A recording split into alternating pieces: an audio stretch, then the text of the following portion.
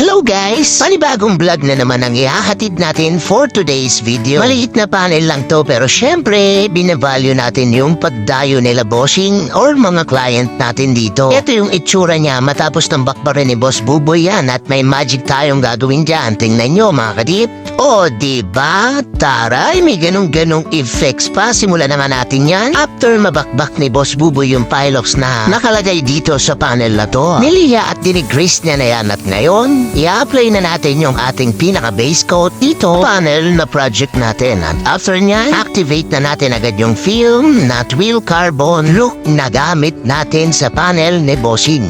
Si Bossing nga pala ay from Quezon City pa at ganitong angle or ganitong hawak yung gagawin natin dito. So, first time ko maglubog ng ganitong panel dahil ito ay fiber. Dahan-dahan natin siyang ilulubog at uunahin natin yung part na alam nating hindi malalagyan ng ating design at i-check na natin agad yan kung kinapitan ba lahat. At all goods naman, liski yung screen niya, nalagyan natin ng print at hanggang dun sa may tornelyuhan ay all goods naman. Kaya rekta tayo agad, next step. Ito yung itsura niya pag bagong lubog or kaaahol lang sa ating deep tank. Ayan siya mga kadip.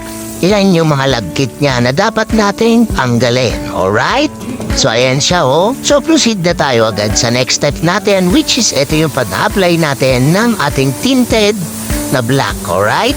So para magmukhang black yung ating print na Twill Carbon look. So kung makikita nyo kasi kanina, silver pa siya mga kadip at matingkad pa yung pagkaka-Twill Carbon niya. Kaya kailangan natin siyang itint ng black para magmukha siyang original, alright? Pagkatapos yan mga kadip, applyan naman natin siya ng clear coat para may protection yung ating panel. Para all weather, all goods lang siya, itenga ni Bossing sa initan at kahit may ulan pa yan. Siguradong magtatagal ang ating design at ang ating pintura. Dahil nga may protection tayong inilalagay at ito yung ating top coat na ina-apply natin ngayon. After nyan mga kadip, ito na yung final output natin at nasa labas na si Bossing. Interviewin na natin siya kung anong masasabi niya sa natapos nating trabaho. Boss ah. Ayos. Pwede patong ka muna dito. Sige boss, pwede yan. Iyo naman na yan. Ano masasabi mo boss? All goods na. All goods. Ganda. Ganda. Thank you. Maraming salamat boss ah. Dyan pala nakakabit dyan. Kakabit muna natin. Boss, maraming salamat. Aba, thank Rate you. mo, 1 to 10. 11. Ganda. Taga saan si Bossing?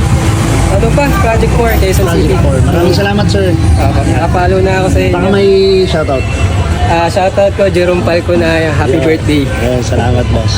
O diba? Ganun lang kabilis at ini-install na nga agad-agad ni Bossing niya no dahil excited na siya sa kalalabasan ng project niya. At pang project na rin natin dahil tayo ang gumawa kasama natin syempre ang Team Polworks, Boss Buboy and Boss MJ at eto na nga siya mga kadip nakakabit na. Another satisfied customer na naman tayo. Maraming salamat sa Team Polworks at kay Bossing sa pagdayo. To God be the glory!